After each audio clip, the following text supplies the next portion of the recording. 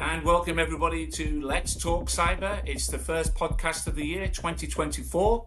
I'm Tommy McCarthy from Cyber News Global, and I'm delighted to say this year we're going to kick off the podcast with Lucy Harvey from Harvey PR and Communications.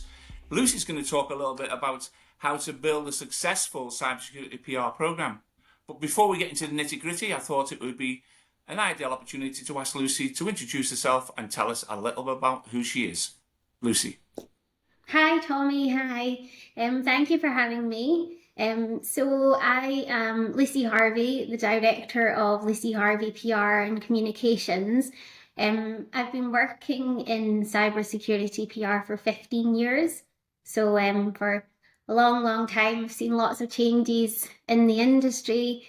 And in those 15 years, I've worked with some of the biggest cybersecurity companies out of Silicon Valley, some of the biggest companies in Israel, kind of all across the world. And I've seen massive evolution from cyber kind of moving to a small niche subject into one that today just dominates the media, dominates all industries. So I've got 15 years, but focused now in Scotland. Wonderful, Lucy. So 15 years ago, cyber was very, very much unheard of. You know, it was obviously IT, managed services. Cyber has definitely evolved quite rapidly, and we've seen a huge change in technology. But I guess from my point of view as a business owner, it's really important to understand how I promote what we do as an organization, what we say to our customers. So, Lucy, to give our listeners some background, can you briefly explain what cybersecurity PR is and how it supports the overall business and growth strategy? Of course. So PR, regardless of whether it's cyber PR or PR for a different industry, PR is the same. It's all about creating an image and creating a positive image in the media. It falls under marketing, but marketing is much more directly linked to driving sales. But PR is all about building a good reputation. So where it fits into your business strategy is, for instance, if you wanted to go after healthcare organizations, you would maybe run a marketing campaign on healthcare organizations, but to help reach the healthcare customers as well, you could do PR.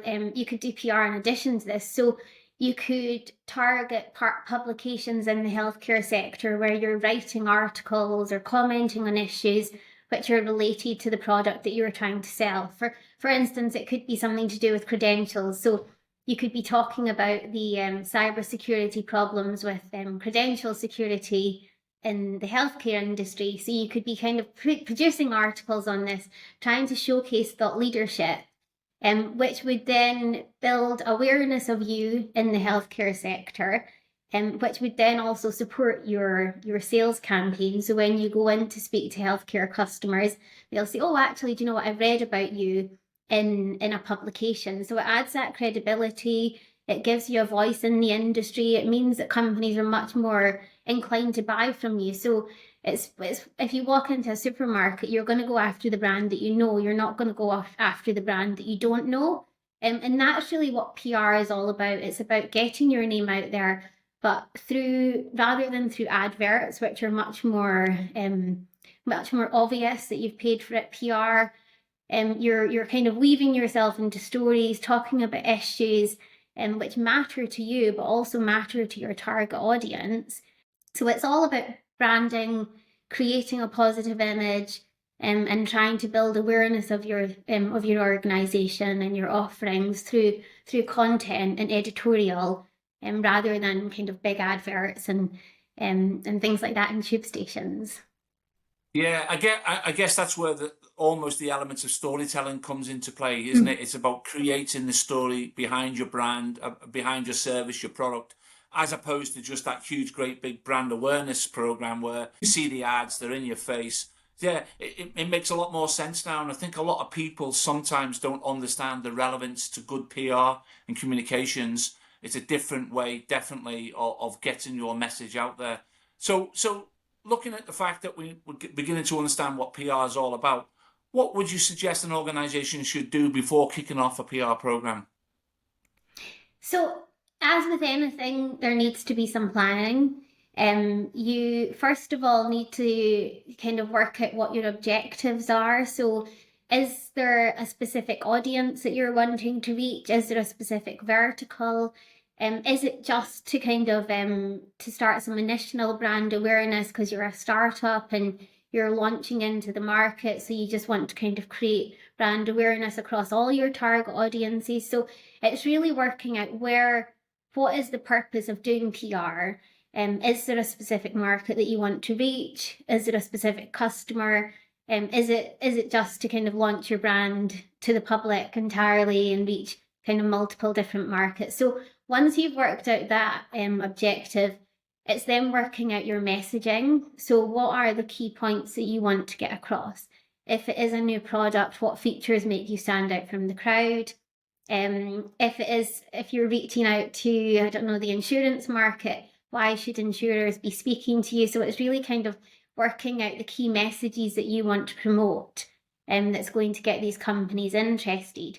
And then it's also about building a plan. So working out what can we do, what kind of content can we produce? Because in PR, content is king.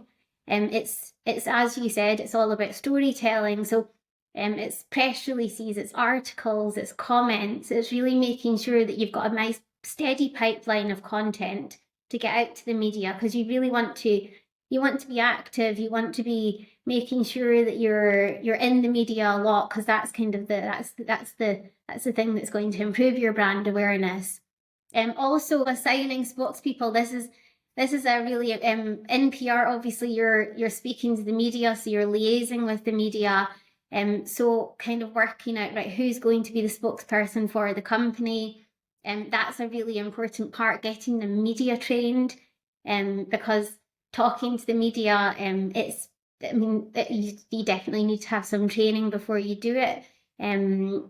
So making sure you've done that. So there's a few things that you just need to get lined up. And I say this, but it doesn't mean that you have to have all of these absolutely prepared before you start PR. Some of these you can do as you start to kind of get up and going. You can do them kind of while you're kind of working and you're doing PR. But it does definitely help to have some of these prepared before you kick off. Well, you touched on content there, Lucy, so you jumped the gun, because I was about to ask a little question about content, but not to worry. So what would you say makes good content? What is good content in PR? So I think it's all about finding a voice. So thought leadership content is a massive thing in cyber PR, especially. It's one of the things that a lot of organizations do. So it's basically most cybersecurity companies will have a blog on their website where they'll be talking about different issues that impact them. It might be news stories, so it could be commenting on breaking news, like the mother of all breaches that's been going around the news this week, or recommendations from the government on kind of tackling AI. There was some news that came out from NCSC today. So it could be the thought leadership content could be responding to these things that are coming out in the news, or it could be talking about products that are coming out from the company, or it could be talking about specific issues that the company is solving. So that's really, I think, thought leadership content is a big part of cybersecurity PR, because it's an opportunity to showcase expertise on topics that matter to either the industry or the organization itself, or the customer or the kind of target market. So thought leadership content is really important. The other thing that's really big in cyber PR especially is it's called rapid response. I don't think anyone would disagree that we are, I think everyone would agree that we have plenty of stories, plenty of breaking news stories in the media related to cybersecurity. So whether it's ransomware attacks or breaches or DDoS attacks. So this is, as these stories break, when journalists are writing these stories, they always need expert opinions on what's happened, if it's an attack, what can victims of the breach, if it's around a breach, what can victims of the breach do? So that's a big thing where companies comment on these breaking news stories. They send them out to the media, or their PR person sends them out to the media. and then they get quoted in the news stories as the journalists are writing up their articles on the kind of breaking news. So that's another big thing, another big piece of content that's big heavy focus in cyber PR. Then press releases, so company announcements, products, anything like that. Case studies. If you've got a customer that's willing to talk, that's case studies are like gold dust. It always shows kind of how you're helping organizations tackle their security issues. But yeah, they're the kind of main pieces of written content that a lot of companies do in PR. So, unlike the conventional marketing concept of creating an unusual looking brand or, quite a quirky looking logo or slogan, there's certainly a lot more to consider when you're considering the right level of content. The most relevant content is, again, for me, is quite important. So, lots to think about when it comes to content in PR, that's for sure. And that was an eye opener for me, Lucy. I could have probably even asked you to expand on that, and I'm sure you would have been able to. So I guess the next point is now that you've had all the preparation work done and you've created content for PR, how quickly should companies begin to see an impact? Once they've got that PR content out in the market, do you expect organizations to see an immediate impact, or how do you gauge the response from successful PR? So, I mean, in many cases, you can see an impact like immediately. If you've got, so for instance, with rapid response, there's no shortage of stories on cybersecurity. Every day, reporters in the cybersecurity space will file about 3 stories every day on cyber. So they're always looking for expert opinions. So if you're putting out a quote on the kind of mother of all breaches, and you get it to reporters, you get it to reporters as they're writing up their stories, then they might be able to kind of squeeze it into their stories, which means that you could end up with a fantastic piece of coverage on the first comment that you ever send out. And it does happen. It happens a lot.